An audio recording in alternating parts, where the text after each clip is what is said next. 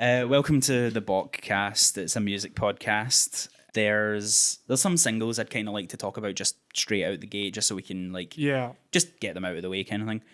We have to talk about the new Clipping single. Okay. La Mala Ordina. Yeah.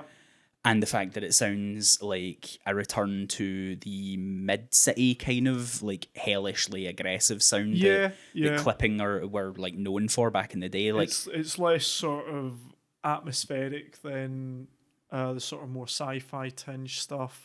Yeah, like they were even the weird like horror theme they were going for in Nothing Is Safe, like the Carpenterish kind of score idea. Synthy stuff, yeah. Like that has melted away for this song as well. Like this song is basically just going super hard on the Clipping aesthetic of old. It's just it's a couple of good features on it. Otherwise, it's just a very, very straight up and down good Clipping song with 2 minutes of hellish noise at the end. Like basically Diggs does a verse towards like the 3 minute mark, and his voice decays and decays and decays into nothing but horrendous static. Yeah. And that's it, and it just plays static for like 2 minutes. It's just you listening to a Geiger counter at Chernobyl for the last 3 minutes. It's very strange. That's their actual. It's referred to as a single edit on Spotify. So it's like. Do you think the album cut's going to be 7 minutes of that? Yeah, it's like how long's the fucking noise track going to be? Like that's insane. I really like it. It's a fantastic song. It's cool record. And I'm really looking forward to that album. I think it's going to be excellent. Next month's episode. Yeah, Ooh. it's going to be spooky and also pretty good because there's a Nick Cave album coming out too. Ooh, spooky. And potentially, at the time of recording, maybe a new Kanye West album. Gay for Jesus. About Jesus. Ooh, spooky. He's a ghost. It's true. Jesus is a ghost. Cattle Decapitation had a new single out fairly recently. Yep. One Day Closer to the End of the World. And it's a cattle decapitation song. So it's very heavy and very good. Very good, very heavy.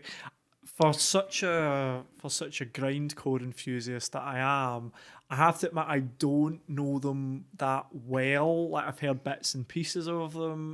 Yeah, it's a good single. I like it. Yeah. The high register. It's some of the vocals on it were less. You know when you sort of old school grindcore, you got the really high pitched vocal, and then you'll have the really low pitched vocal. Yeah.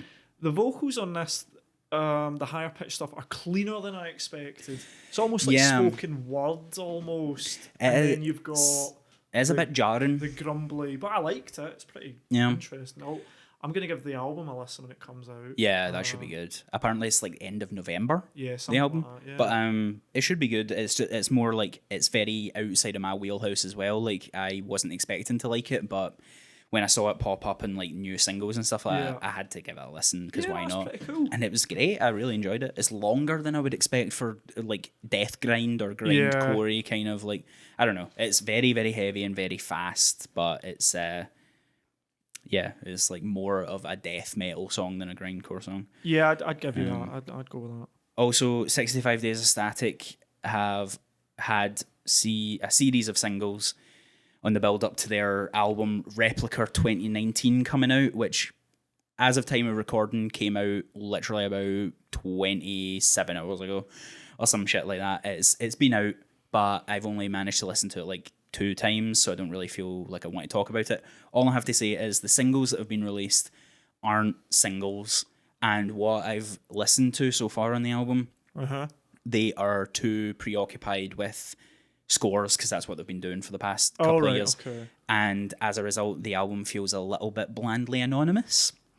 I'm worried. I don't think I'm going to grow to like it. So more in the next episode. More in the next spooky episode.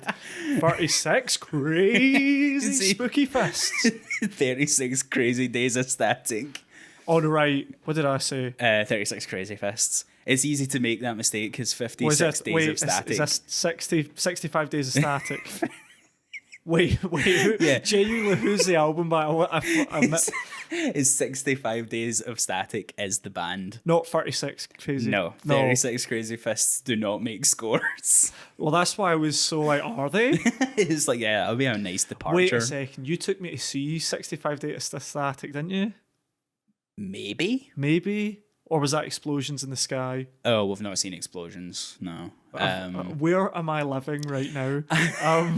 65 Days of Static, I saw them with Luke. I can't remember if you were there. I went to see some Silent Running. Oh, fuck, aye. We went to go and see the Silent They did Running like a score for Silent Running. That was good. That was good. Yeah.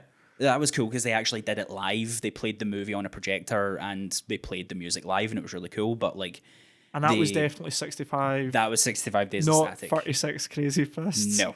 36 Crazy Fists are an obnoxious metalcore band. Why?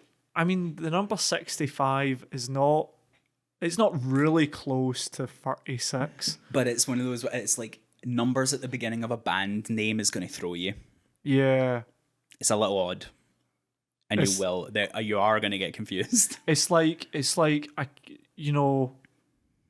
oh god, I can't even pull out another one out of my arse to make a joke here.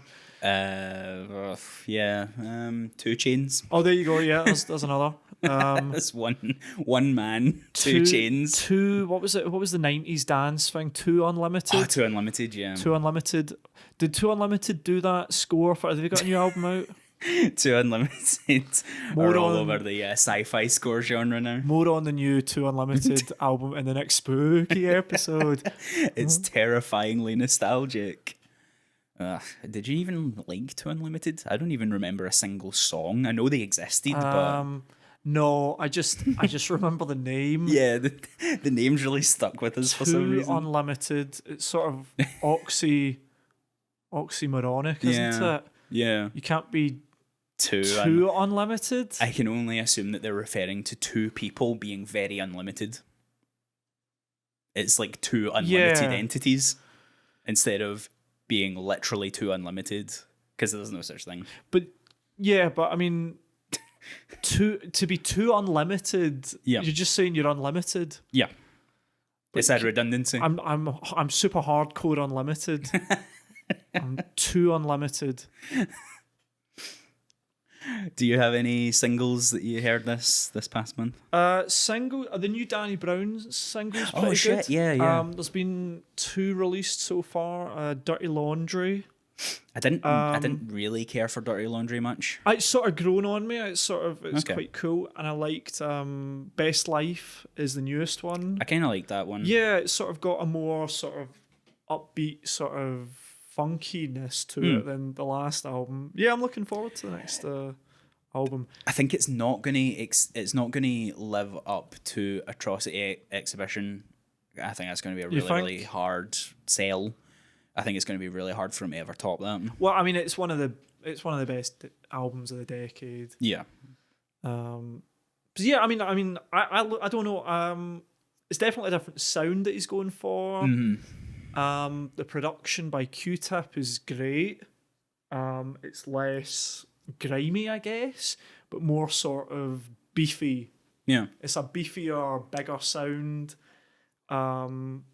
Sort of more nostalgic for, I guess, maybe boom bap, sort of rap era, and sort of weird funk samples. So yeah, I don't know. I've got hopes for it. Moving along just to the albums, I guess. Yeah. I very quickly want to talk about the new Korn album. Okay. And I know what you're thinking. Why have you even formulated sentences or did you feel actually any feelings listening to this Korn album in 2019? And I'll tell you right now, not really. I didn't really feel a whole lot. But it was definitely, it had that feeling that Korn gives me sometimes where like, I wish that this sort of stuff was still good. Because they're not really putting a foot wrong necessarily. Okay. They're making Korn music that sounds pretty much like the Korn music that I still kind of liked back in the day. Okay. But now, because literally nothing's changed in like 15 years for them, it feels incredibly conflicted, because you're like, I should kind of still like this. But it's the same deal with like all these other ones that I've talked about, like Killswitch Engage last episode. They're still making Killswitch Engage albums.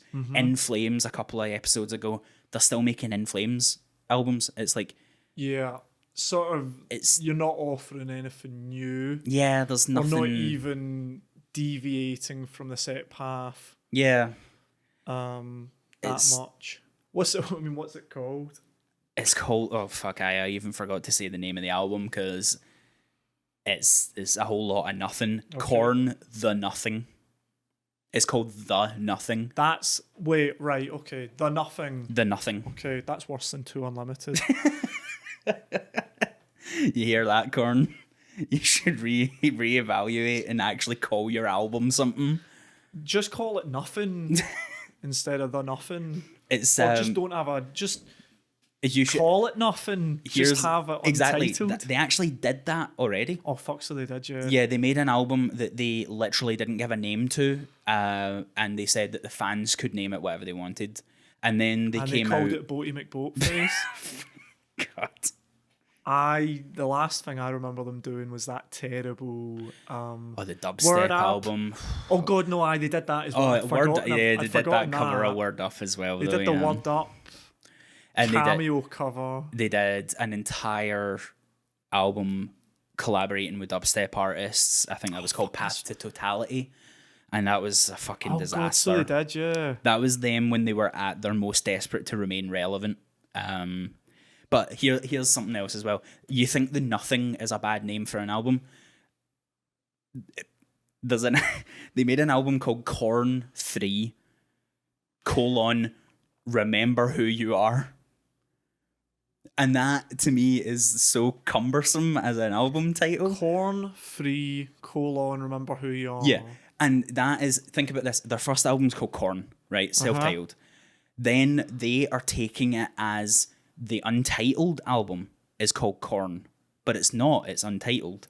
So they've came to Korn 3, even though there's technically only one album called Korn, and it's their debut album. So they botched it. It's technically Korn 2, Remember Who You Are, but they've called it Korn 3. Korn 2, Remember Who You Are. Korn 2 Unlimited, Remember the 90s. Remember the 90s. Korn, wish it was still the 90s, because they're still making Korn music from the 90s. I think we saw them, didn't we? We did, yeah. And that was probably the last time I listened to Korn. And it was actually off the back of that album that was untitled that we saw them. God, when was that? It must have been 2009, oh my God. 10 maybe. But there's fucking bagpipes in the opening track. There's Jonathan I'm gonna have to listen Davis to it. does a bit of the fucking he does that kind of beatboxing thing that he does. He's still busting out the fucking greatest hits, still doing all his Korn stuff. It's Korn by the numbers, and I think that's kind of like, it's really depressing, because I fucking love the first like 4 or 5 Korn albums, and listening to Korn now, it's like watching a fucking mummy lumber towards you. It's depressing. But yeah, that's all I have to say about Korn. We just ragged on the names of their albums, really. Another album that I heard this month by some Asian rock and rockers is the new Pixies album. Oh, it's mama. called Beneath the Eyrie. Okay. And it's sort of less Pixie-ish than you'd imagine. It sort of sounds more like goth rock stompers, I guess. There's some decent sort of singles in there, but meh. You know, it's sort of it's pleasant enough to listen to, but I don't remember a lot of it, if I'm honest. A lot of it deals with spooky ooky goblins and sort of occult stuff, and Okay, you know, so it's they released it too early. They should have released it next month for a spooky spectacular. It's apparently it's better than any of the albums that they've done since they reformed. I don't doubt that. I can't imagine the bar was very I high. didn't even hear those other two albums since they reformed, but it's okay if you like sort of goth rocky goth sort of stadium rock sort of stuff. It's all right. It didn't give me a headache, but That's a great song. it did send me to sleep. Just instead of listening to the album, just go and listen to Frank Black's Headache over and over and over again. Yeah, because it's class. It's not going to be worrying. You know, in the top tier, it's not going to be worrying Doolittle or Surfer Rosa. It's boring. There you go. God, it's a shame when shit's boring. She can't even get worked up about it and shout about it. Yeah, I'm not even angry about it. I'm just yeah. I heard it, and it's music. It was something. Yeah. You know what? I wasn't going to do it because I thought we were trying to blast through this episode, but I'm going to talk about another album of music. It's by a band called The Weeks. The Weeks. I don't know if anyone knows who The Weeks are. Oh my God. I don't know if anyone knows who The Weeks are. It might just be me and my parents. Okay. They got into The Weeks because my mum went to go and see Kings of Leon and they were supporting them once. Okay. So they sound southern rocky. They're southern rock kind of. But they've got a little bit more of like a kind of bluesy feel to them. Okay. Whereas Kings of Leon went full-blown stadium rock. The Weeks kind of stayed in this. They're from Mississippi. They're like a little bit more couched in blues rock. But the new album is called 2 Moons. It's 2 Moons. That it's pretty spooky when you think about it. That's pretty spooky. That'd be a spooky thing to happen if we had 2 moons. The tide would be crazy. The thing about this album is it doesn't make you feel any strong emotions one way or the other. There's the two tracks that open. The first track's called Paper Mache Houses, and it basically sounds like a By the Numbers Kings of Leon album, circa Only by the Night. Like, so basically when Kings of Leon got boring. Right. Or like Come Around Sundown era. It's like that kind of sound. So I was immediately put off because I hate that version of Kings of Leon. Okay. You're more of a era of Kings of Leon, right? I liked it when he was a warbly weirdo with a southern drawl. Now he just makes stadium rock shit. Yeah, Charmer will always be a classic. And like those first 3 albums, like Youth and Young Manhood, Shake Heartbreak, I know Because of the Times, 3 spectacular rock albums. But they were on a downward spiral after Only by the Night. And The Weeks are kind of following in this pattern a little bit because this album is significantly more toned down than their other efforts. Their other efforts were a little bit more upbeat, a little bit more kind of bluesy, a little bit more sort of pop rocky. Right. A little bit more easy to listen to, just a bit of fun. This album is them getting a little bit like mature, where mature is also a kind of synonym for boring. We're going to slow it down. Yeah. We're going to make it a little more boring. Yeah, unfortunately, they get a little bit more tedious and more drawn out. It's an album that I could see myself listening to repeatedly, but purely because it's like, it almost becomes like white noise by a point. It's just an album that's fairly pleasant to listen to, but it's not...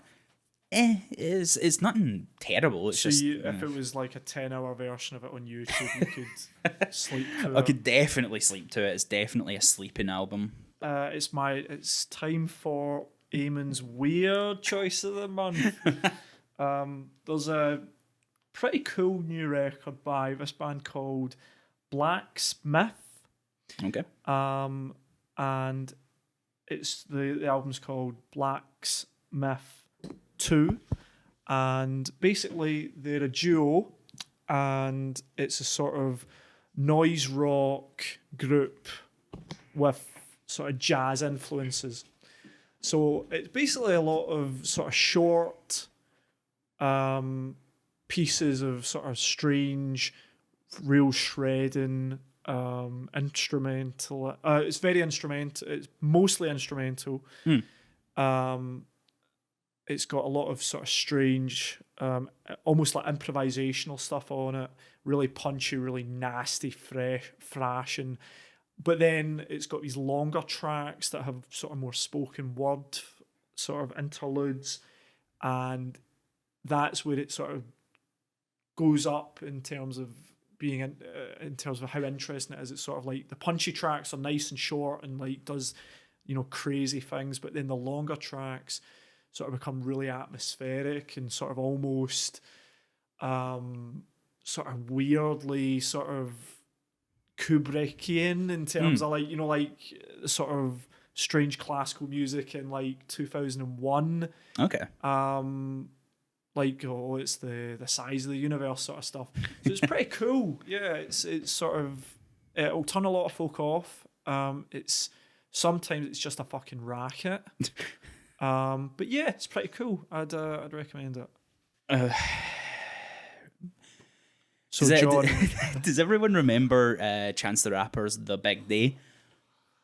Oh yeah, that. Oh, do you remember that one? Yeah, I remember it. Well, imagine something as much of a big stinky nothing as that. Oh, is it that time, John? Is it the pig stinker of the month? That is indeed time for the pig stinker of the month, and I think everyone knows what it's going to be, because oh my goodness, what is it? I should certainly hope that the demographics pretty much around our age bracket, so I imagine you don't understand this music either, but it's Post Malone's "Hollywood's Bleeding." Hollywood's boring, more like. Fucking is, I know, it's a fucking slog, man. Fucking hell. It's so I don't get it. Yeah, I'm an old man and I don't understand the appeal of this at all. And the thing is, we've been doing pretty well with trying to break into the world of slightly younger, poppier stuff. Yeah. We both dug the Ariana Grande album. We both like the Billie Eilish album. We kind of can tolerate this stuff in small doses now, and like, there's good pop out there. Yeah, yeah. Post Malone is incomprehensible to me. I have absolutely no idea why people like this. I don't get it. It's sort of for the uninitiated, for basically for the old people out there. It's I guess you would call it rap emo ballads. Yeah, I guess, and they're just so, you know, it's all this. It's all about being sad and taking too many pills and being sad and going out and drinking and being sad, and it's so boring. It has absolutely no substance to it, and like, here's the thing as well. I have a major problem with how this album sounds as well. Oh God, the production is very, very strange. I don't know if this was a conscious decision that he made, but it sounds like everything is muffled except for his voice, which has so many effects on it that it sounds like shit anyway. Yeah. So it's vocoded out the fucking ears, and it sounds tinny and weird, and then the instrumentation under it sounds like there's a fucking blanket over it. There's no punch, there's no nothing. It feels so fucking flaccid. The whole thing feels like it was made to be as disposable and forgettable as possible, because it's all about Post. It's all about Post Malone and his great lyrics, right? Then you listen to the lyrics and it's absolutely no substance to it whatsoever either. And then all those fucking featurings, 1,000,001 featurings, and they're terrible. And let's not overstate how fucking bad Ozzy Osbourne's cameo is. God. Holy Moses, I couldn't believe it when I heard it. That song fucking sucks, and then all of a sudden Ozzy Osbourne's on it, with vocoded out his ears as well. And it's so strangely mixed. Yeah. And look, if this is a thing that you're into, maybe we are just too old. It's initially when I first listened to it, I wasn't made angry by it. I just accepted it as I don't get it and I don't like it. But now I'm scared. Now I'm scared and old that someday the decisions will be made by this generation. Yeah. And I'm frightened, John. Yeah. I don't understand it. It really is. It's like, see, if kids are thick enough to think this is good, they're doomed. I mean, yeah, they are. I described this album as it feels like the perfect music to play Fortnite to, because Fortnite's what young people do. You'll need to tell me what Fortnite is, because the last game I played was Abe's Odyssey. At least you understand that it's a video game, and that's all you need to know. Fortnite is a disposable piece of trash video game that children play. Have you seen that floss dance that people do? Yes. That's from Fortnite. It's something that happens in Fortnite. It's just one of these fucking things. One of these things that young people do. I want to get back to the featurings very What is quickly. it, like Sonic? Sorry, right. It's a shooter. It's like a big online multiplayer shooter, but you like build shit as well. So like Time Crisis with Lego. It's like Time Crisis, but you're like, you can see your guy and you're running around shooting things, but you can see the guy. You're no just like a floating entity that hides behind walls sometimes. A floating entity like Rayman. Like Rayman is a floating entity, but you can see him. In Time Crisis, you can never see yourself, so you never really know if you're really there. Right. Whereas in Fortnite, you're definitely there and you're flossing the whole time and you're using a pickaxe on things, because it's like Minecraft as well. You know Minecraft, it's the thing that young people play. I've heard of it. Do you know memes and all that? Yeah, it's like all the stuff. I know young the people memes are into. on the internet, right? Yeah, it's like, I think Yeah. you can access memes through the internet. Do you know that you can? Do you know that you can open up different tabs at the same time? You can have up to and including 10 memes going at any one time using the future of tabs. Have you seen these great new memes? They take the footage from Downfall. There's all these new memes. God, that was the beginning of the alt-right. I think the weird stuff, the weird stuff, the Downfall memes feels like it was really genuinely like paving the way for something. Do you think It's normalization? There's like an element of normalization with that, but let's not go too deep into that. I want to get back to the featurings because I want to pass comment on how terrible people's names are, because we were talking about, we're dunking on 2 Unlimited here, right? Let's face it, 2 Unlimited is a fucking great name compared to, I'll refer to my notes here, Da Baby and Lil Baby. There's 2 babies on this album. Da Baby. Da Baby. All one word. Da Baby. And Lil Baby. As in... Well, maybe it's not... Maybe if it's one word, it's maybe not Da Baby, maybe it's Da Babies. Dab Baby. So he dabs, it's like a dabbing baby. I remember dabs. Dabs are memes, I think.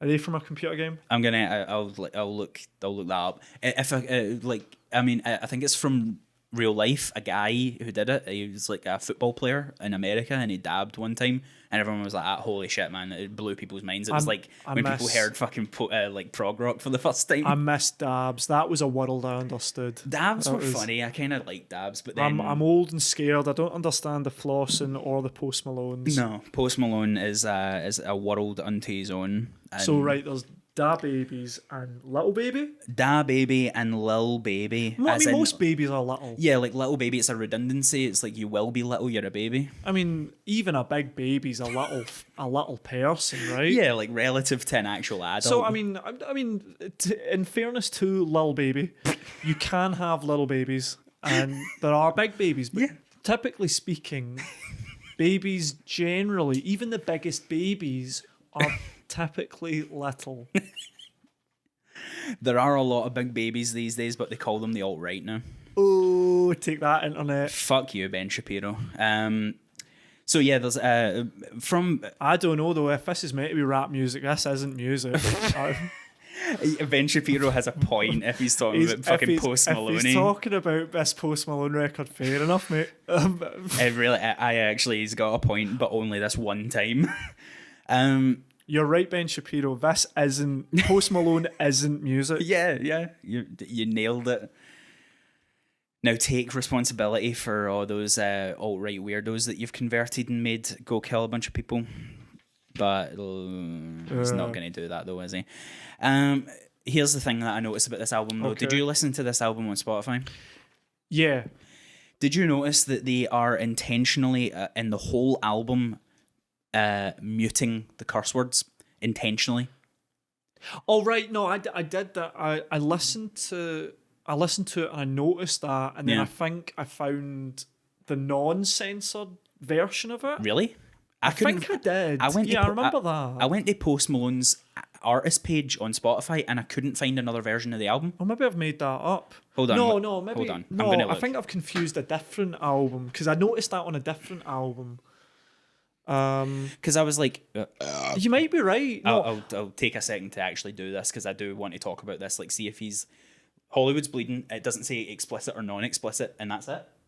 Oh no, right. No, it was a different album. I noticed the same thing on a different album actually. Yeah, like the fact that because they're trying to make stuff as marketable as possible now for these fucking rappers that have face tattoos and everything, it's like stuff that kids shouldn't be aspiring to do.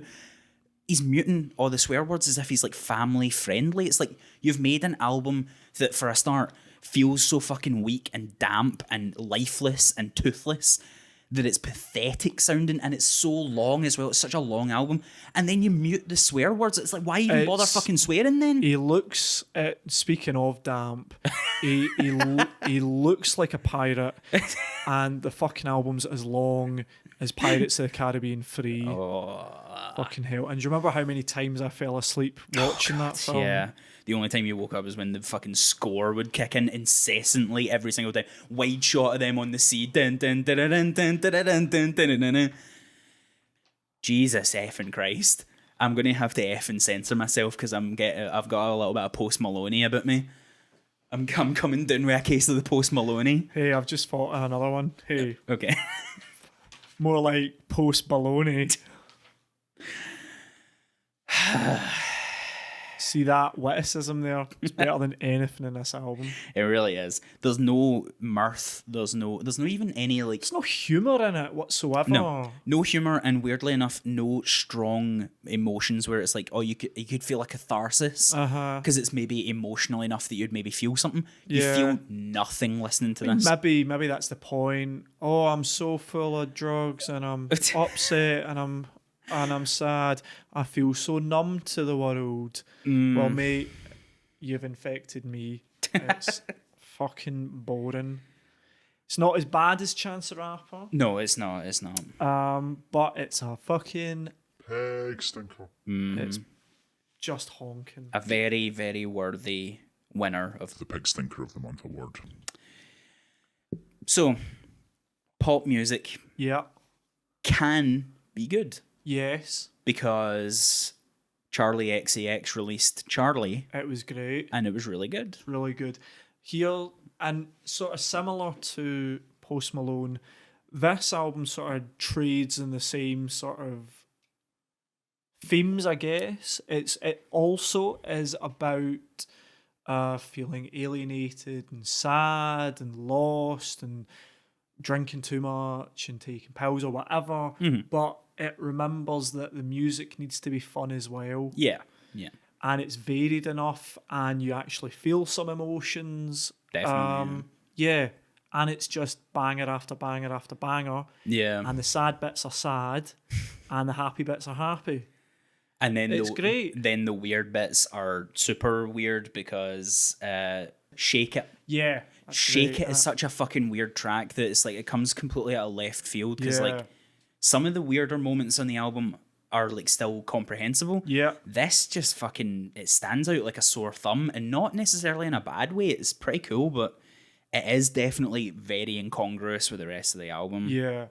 I really liked this album. It was sort of she's got like one foot in the sort of mainstream electro sort of pop bangers, and then a sort of ear for sort of experimentally production or sort of interesting sonic palettes going on. It's pretty cool. Yeah.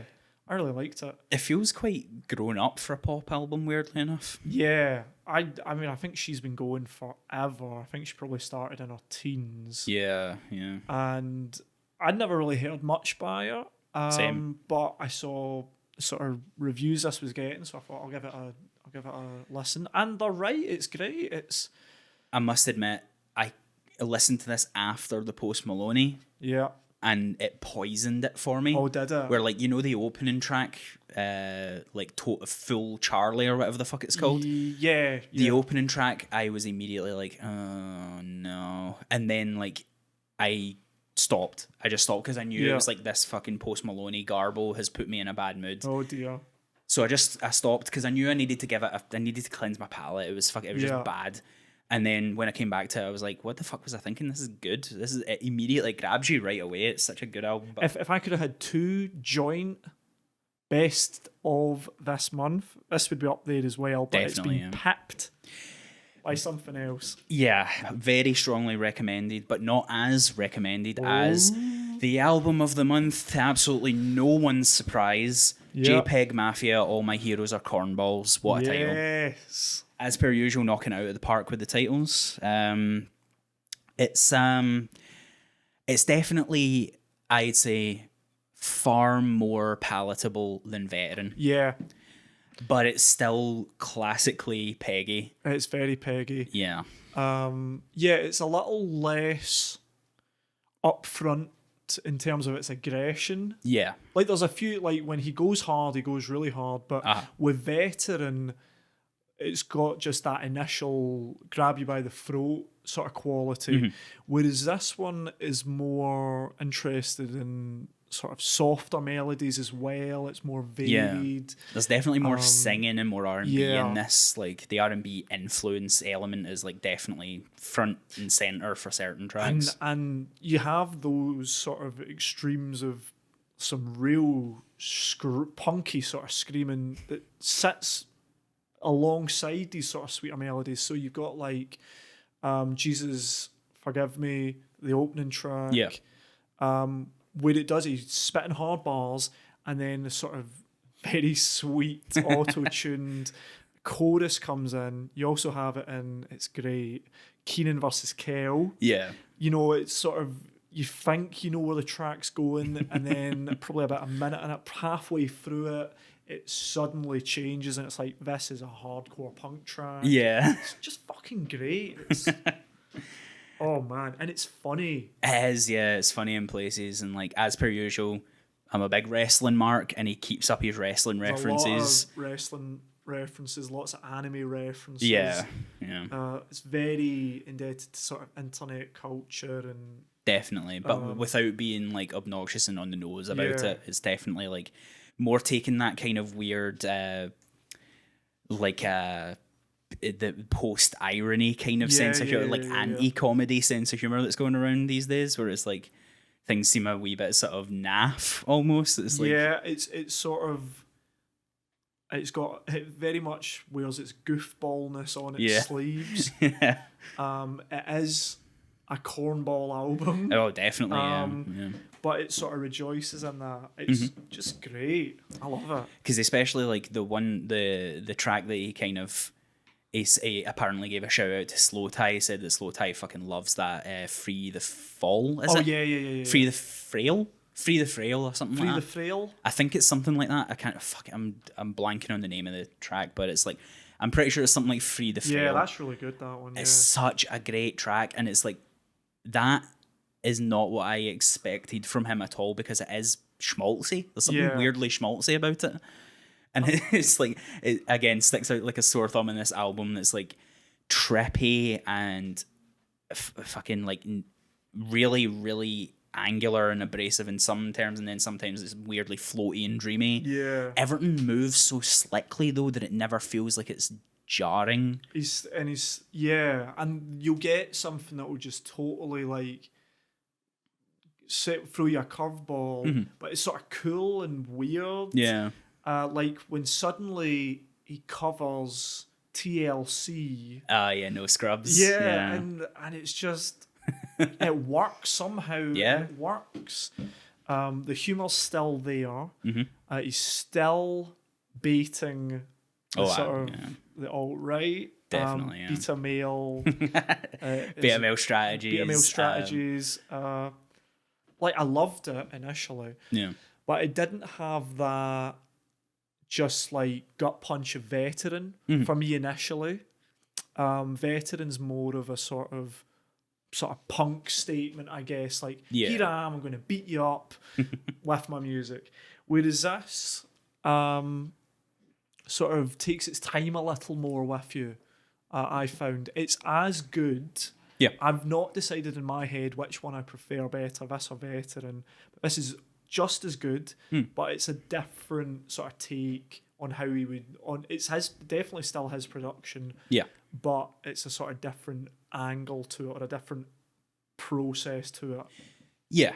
I'd say he's like for all of the album's unsubtlety, it definitely feels like he's practicing a more subtle hand in the way that he produces and just how he presented it. Yeah. It feels like a more complete package and he's tried to smooth the edges slightly to make it a more digestible, full entity. A little bit, but he's still very, very peggy. Oh, very weird. The fact that it can just like randomly a track in like some of the tracks are like maybe a minute and a half long and stuff. Yeah. They're very short because it feels like some of it feels like stream of consciousness, like ideas that he's kind of just tried to commit to. There's mumbling at like the first minute of a track, and then there will be like fucking fiery verses for like another minute, and then there will just be more disjointed noises and mumbling for about 30 seconds at the end. And it's like, it's exactly what you would expect from JPEG Mafia, but for some reason it just all seems way more cohesive this time around. I don't know. Definitely. It grabbed me way harder because like you like Veteran a lot. I like it was in your I still top love 10. This is great. And it's like I liked Veteran a lot, but I never like fell in with it that quick. Yeah. Whereas now I'm like, I totally get JPEG Mafia, and it's like this record could easily make it in my top 10 for this year. Veteran, I suppose we'll go into this at another point, but Veteran wasn't in my top 10 list of 2018. It was it sort of sat at 11. Yeah. But I think if I redid the list, it would definitely be up there. This is probably going to be in my 10 of this year. It's an explosion of creative exuberance. Yes, yeah. Just anything and everything, just in like one massive. It's just falling out his head. Yeah. Here it is. It's great. It's like that. It must have some fucking talent if he can make something that should be so disjointed feel so whole. It's crazy. It's very, very good. Yeah. So we didn't like the Post Malone record, guys. No, don't come at us saying, oh, beer bongs and Bentleys, it was shite, I know. There's 18 tracks on that, I know. I bet you that's like fucking 50 minutes, maybe an hour of fucking Post Baloney mumbling about how sad he is. Look at his shitty face tattoos, I know. He looks like he needs a fucking wash. Yeah. Stinking cunt. Wash your face, boy. But did you see, we always fucking end up talking about Tekashi 6ix9ine. You see he rolled over on all his fucking pals, and he's still gonna go to jail for like 20 years. He's gonna have to go into the old witness relocation. What a cunt. And just come out with like a bluegrass album. It's like, and just call the album I'm Not Him. He's gonna have do to like ZZ Top sort of style. Do I didn't rat on. He's gonna need to wear whiteface because he's gonna have to cover up those face tattoos somehow. Everyone's gonna go like that. Aren't you Tekashi 6ix9ine? No, but you've got a giant 6 and a giant 9 on your fucking face, you mug. He could say it was a birthmark. or I don't know. I mean, you could get something tattooed next to it. You could put like crazy fists after 69 crazy fists. And then it could be like, are you Tekashi 6ix9ine or whatever your name is? And you could go, no, I'm the lead singer of 69 Crazy Fists. See, I've got 69. Okay, I'm 30. Right? Is that? I'm 30. is that right? I'm the lead singer of 69 Crazy Fists. We're 33 better than 36 Crazy Fists. Yeah, it's 33. Yeah, 33, right? Yeah. We're 33 better. digressions aside, we should wrap up Right, yeah. Okay. for, well, not even Oh, we've wrap got up. the... Let's do a powerful and deliberate segue into the book club segment, and it's happened. So we we listened to some albums again this month at each other's recommendation. Do you want to start this time, or? I'll start, yeah. I'll Okay. start. You gave me Giles Corey, self-titled album from like 2011, something like that. Yeah. Yeah. It's not usually the type of thing I listen to. It's a sort of singer-songwritery, sort of almost folk. But this is sort of it's sort of thematically sort of a one piece. It's very much about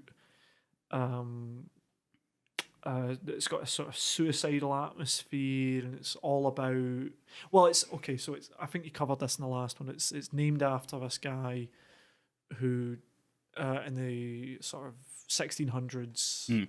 The Salem Witch Trials. Salem Witch Trials. So it's sort of got this sort of quite frightening aesthetic to it. It's very creepy album, but sort of creepy in a really underspoken way. Yeah. Death is a big part of the album, as is suicide, and it's very much a sort of one sitting experience. It's not like you could pull songs out of the album, really. It's sort of like you sit through it as sort of one piece. It's quite theatrical in that way. It's sort of it's just like an experience that you go through, and it was pretty cool. Yeah.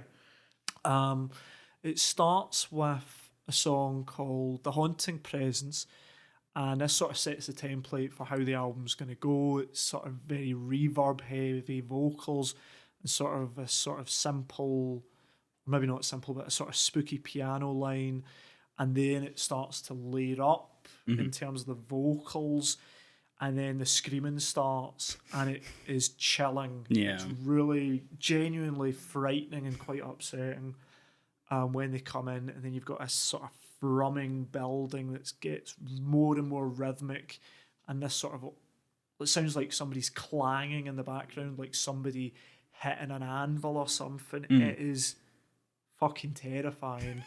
And then you get these sort of genuinely blood-curdling screams at the end, and it ends in this sort of discordant stabbing pianos.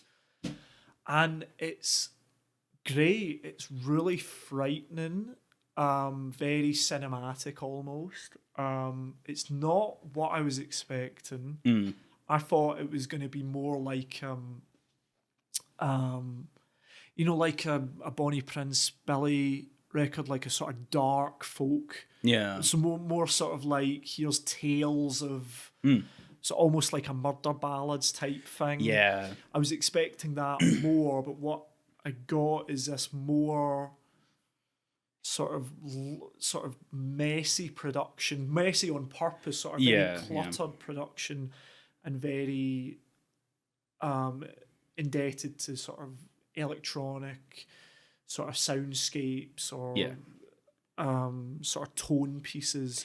Yeah, and definitely more abstract, and it's like its lyrical content is identifiable, but it's abstract enough that it's not on the nose and cumbersome. Exactly, and so that sort of sets you up for the album. It goes into Blackest Bile, which is sort of, it's got these sort of nice plucked guitars, and the crooning on it is very sweet. So you've had this blood curdling song at the start, and then it goes into this sort of tone change in terms of he's singing very sweetly, and it becomes more layered again, and then the sort of choral vocals come in. Choral vocals all over this album. It's really, really sort of like, there's almost, it's sort of like there's a choir of ghosts. Yeah. In almost all the tracks, these sort of very ethereal, frightening, distant vocals come in, and it sort of has this overwhelming quality to it. And definitely, if you're listening to it in the dark late at night, as I did the first time, it's quite an experience. It goes into graves filled with books, sort of more folksy, very melancholy. This is probably the closest the album gets to like a sort of almost like a very sweet sort of 50s rock and roll ballad almost. Yeah, I could see that. And the final minute is a sort of soft scattering of brum that comes in.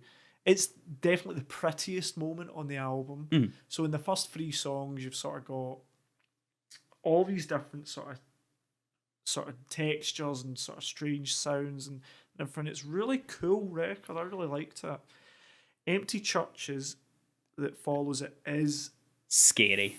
genuinely Yeah. frightening. It sort of has the atmosphere of you when YouTube first came out and it was full of sort of frightening ghost videos. And when you were 14, you're like, I'm gonna watch these, and then you found yourself genuinely getting upset by them. It's got this fucking creepy as hell sample, and I don't know if this is taken from something. I know some of it's very scripted. And, you know how he's done it, but it works. It's very frightening. Then these glassy synths come in and this plodding bass, very spectral type. This is sort of the most post-rockish it gets. It's almost sort of like Mogwai, like definitely. in terms of here's a sample and here's the sort of instrumentation around it. It even brings, sorry to interrupt, it even brings in the reprise of the like Giles Code. It's like got layers of stuff from other songs on the album. It feels like it's a weird turning. It's like a turning point. It's strange the placing on the album. Yeah.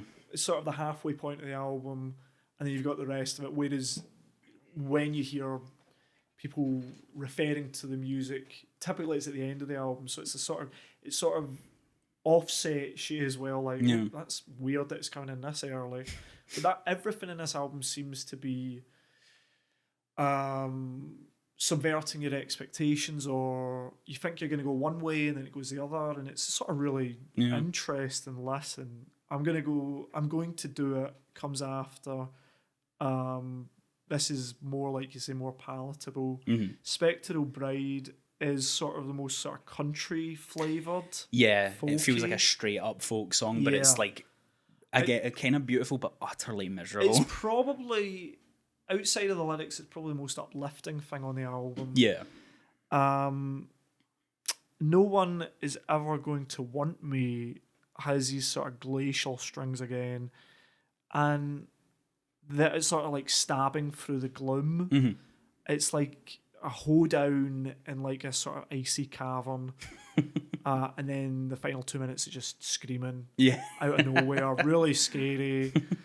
And that a lot of the album is like that. A lot of the album there's a sort of swell that's happening underneath the songs, and they seem to be building to something that's almost violent. Like, you know there's going to be this outburst of violence at some point. Yeah.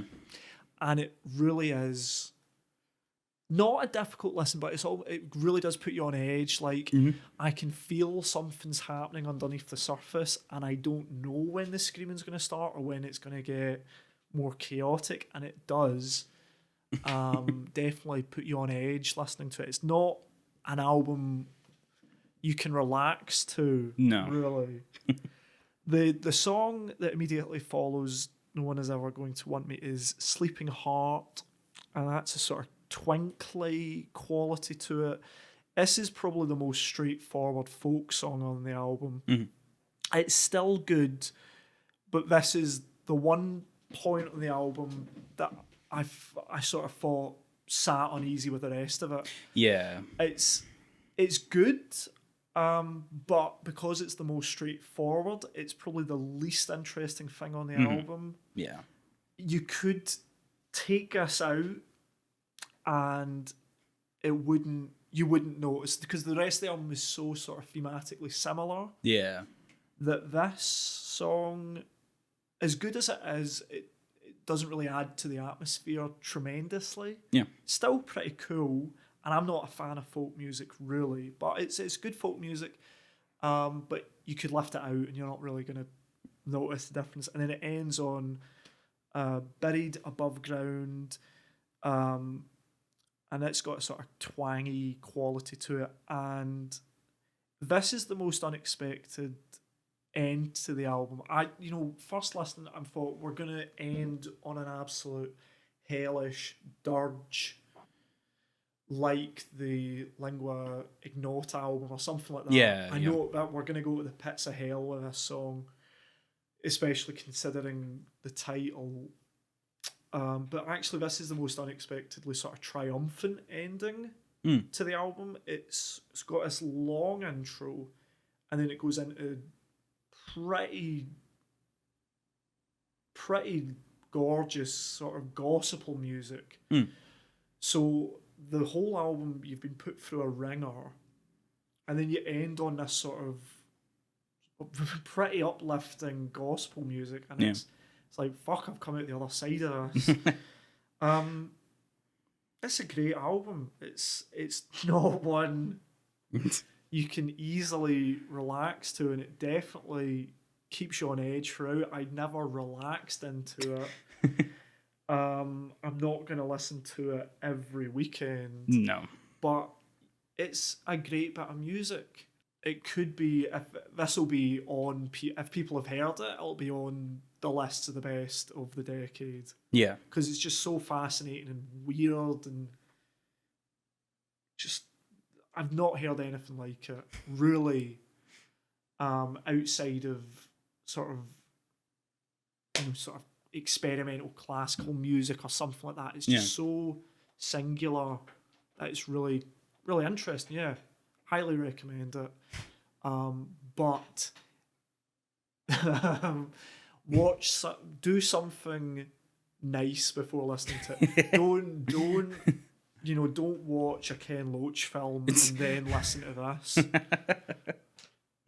Watch something nice or watch something funny, and then listen to this, because you would just fucking die if you went into this feeling glum. Yeah.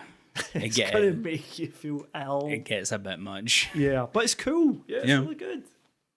I'm happy that I brought it back a little bit after the fucking absolute shambles that was the Static X record. Static X made me depressed, whereas this depressing album, this depressing album is great. Yeah, if that makes any sense. Yeah. Yeah. You were moved by the depressing album. Yeah. But I was Static X depressed just by depressed you. Yeah. And I mean that makes sense. It's like I genuinely was not like prepared for how much I was going to fall in love with that record. Yeah. I'm really glad you like it, because it is now like maybe I've had it in my life for like 8 months or something like that. Yeah. And I would say it's like easily one of my favorite albums of all time now. It's great. Like, it's really cool. I can go back to it time and time again, but again, in the right mindset. Yeah. You have to be in the right mindset for it. And I gave you, what did I give you? Echo and the Bunnymen, Ocean Rain from 1984. Now, I said it before, but I have had limited exposure to Echo and the Bunnymen. I, like many other people, know the one song. Killing Moon. Unfortunately, Killing Moon is the only one that I knew. From Donnie Darko. From Donnie Darko, which they replaced with an NXS song in the director's cut. What? And then they moved Killing Moon to a later point in the movie where it doesn't fit anymore. The man's an idiot. Yeah, the director's cut is such a mess. Just watch the original. Yeah, the original's still a fucking brilliant movie. He's never made anything after that. I will go to bat for Southland Tales, but it's a fucking shambles. That's another podcast for another day. I'll make an entire special edition podcast defending Southland Tales to you. And you'll be the only one that will listen to it. Guaranteed. So, Silver opens up. It feels like it grows from a solid but pretty bog standard post-punk era appropriate sound into something nicely layered and interesting. It's almost like a kind of mini thesis for the album to follow. Lots of strings, expanded percussion, like glockenspiel and stuff like that, sort of mixed in with a like sort of new wave poppy ballad upbeat kind of skeleton. Yeah.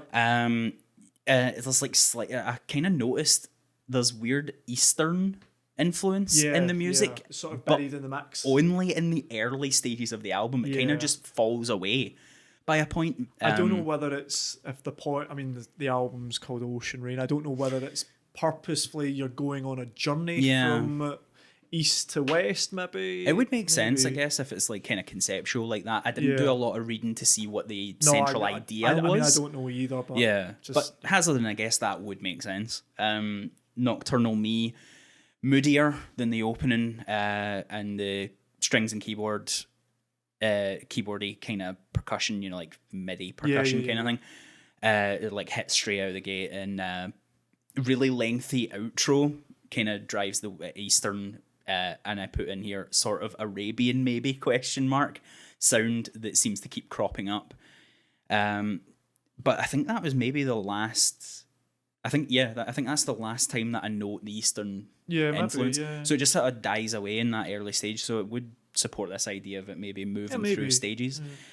Crystal Days, back into something more new wave, solid pop track. I must admit, I found these tracks easier to deal with as they just fly by. Yeah. This becomes like a kind of running theme for the album, because I remember listening to it and being like, you can see all this like the artistry or the aspiration towards something bigger, but it's very much like an above average new wave record. Okay, Okay. Like, I don't know if it's maybe just because I don't have a lot of like strong feelings towards new wave music in general, that I sort of felt like this is kind of lost on me in places. Okay, yeah. The Yo-Yo Man, slowing down a bit again, but a song that is significantly more morbid, not a moody ballad, but just straight up mini score to a horror movie, peppered with the bridges that bring urgent sounding strings in to drive home this eerie tone.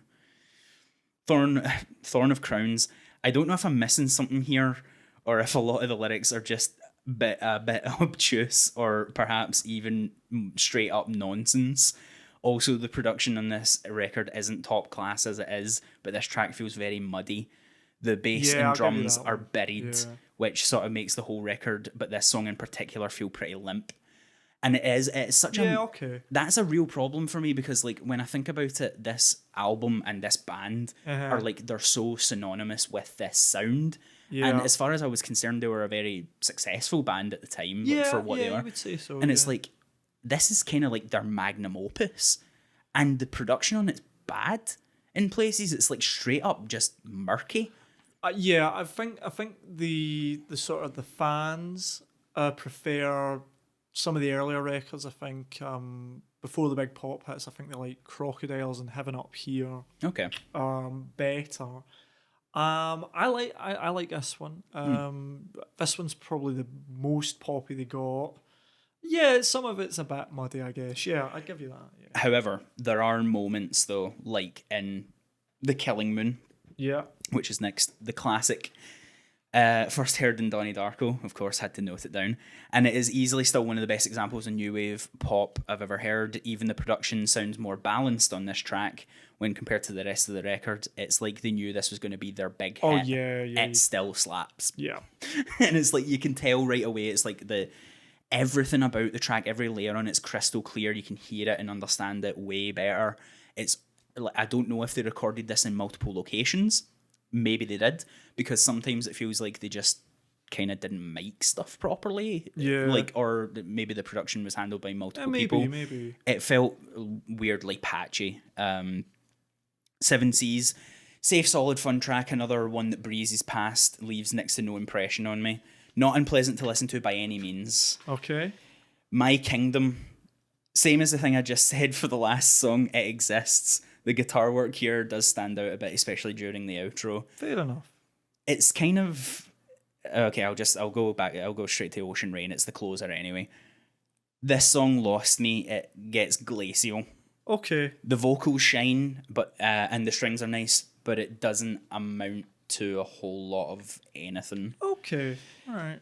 And I don't know if maybe this is just me missing something, because the album, as solid as it is, as a new wavy kind of like poppy album, yeah, it didn't. I was expecting to be moved, because Killing Moon's such a ballad. It's such a big thing. Yeah. And I was like, that every track's going to be like Killing Moon. And to a degree they are, but there's like, it feels like there's less punch behind it somehow. Okay, yeah. I don't know. It felt like it kind of, some of the tracks felt like damp squibs. Okay, no, fair enough. And especially when it opens up with all this like weird like glockenspiel and like all these different layers of instrumentation, and then as the album progresses, it just becomes normal new wave songs. Okay. Like if we were to proceed with this idea of it maybe being a kind of like a thematic journey, Yeah. I don't know what Ocean Rain, what the climax is. I don't know where you're meant to imagine as being like what your destination was. I guess, yeah. It's definitely not a bad album. It's just I was expecting, maybe my expectations maybe. my expectations were maybe a little too high. Because I was expecting to be kind of like not blown away, but grabbed by it at least. A little bit more than you were. Okay, yeah. Yeah. That's fair enough. That's yeah, I don't know. I like the. I always loved the singles and Nocturnal Me and Silver. I even like Ocean Rain, but yeah, I mean, I guess it is an acquired taste. I think I don't know enough about the genre, to be honest. Maybe we should have went with something. If we were going to go with a new wavy sort of record, maybe should have given you something more like post-punk, a little bit more along the lines of Gang of Four or Public Image Limited, something with a little more funk instead of a little. Yeah, this one's more sort of. They do this album with an orchestra when they still tour it, so I guess this is more grandiose. Yeah, and sort of swirling. I guess It's- maybe that. it feels like it's grandiose in places. Yeah. It feels like two albums glued together. Okay. Yeah. Like the bits where it's grandiose, I like it. It's like it's definitely an accomplished album. But the bits where it's just new wave, I'm like, eh. Fair enough. So, actually, this album that I'm going to give you, you can actually thank Post Malone Oh god. for me giving you this album, because as I was searching for Post Malone, as I typed in POST, this album came up, and I was like, fuck, I've not listened to that in ages. This is Bjork's second album, Post, from 1995. And it's just a great art pop record. Okay. I thought, we've not had any women yet from myself, so let's give you one. And this is just a good album. I love Bjork. It's very. This is probably her just before she gets a little more ethereal. Yes, that's it. Yep. There's some great singles on it. You'll have heard some of the singles, I guess. Army of Me and Also Quiet. So it's just a good sort of electro sort of art pop record. Her singing's great. There's a little touches of what her music will become, a little more ethereal, like it will on Homogenic and Vespertine. But I think those three albums are great. But I think if you're unaccustomed to Bjork, I think this is probably the best place to start. Debut album is a little more singer-songwritery, but this has the big pop hits. Okay. And they're just bangers. I think you'll like it. I think you'll like it. Cool. What about myself? I'm giving you the gift of a 13-minute long album.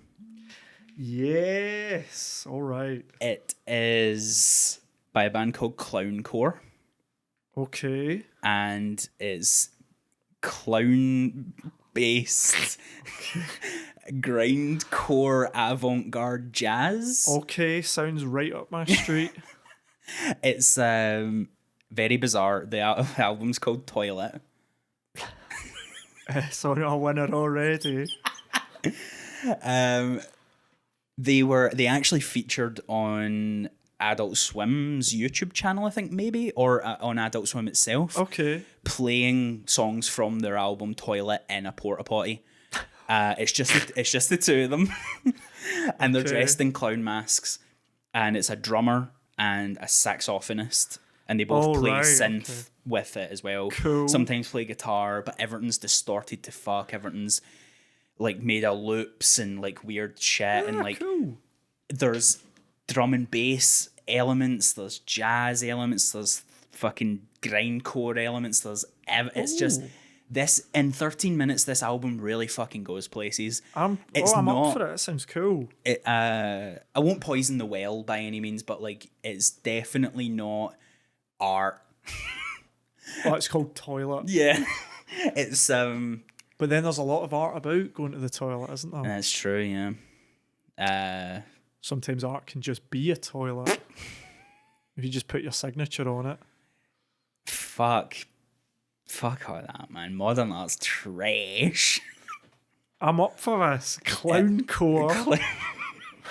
Toilet. Here's a little sampler to whet your appetite. The second track on the album is called Witch Pussy.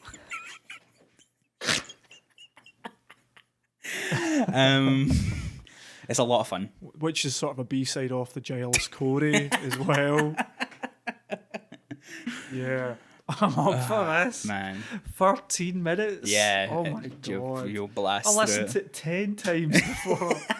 It's like a Nails record or something. Oh man. Yeah, I'm pure up for that. Cool. So, I'm looking forward to it. Yeah, so that's it.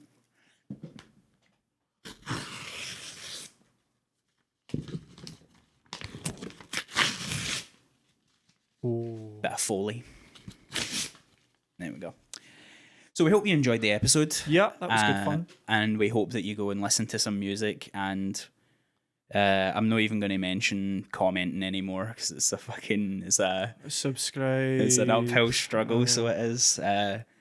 We just want you to talk about music because that's what we like doing. Just talk about music. It's good for you.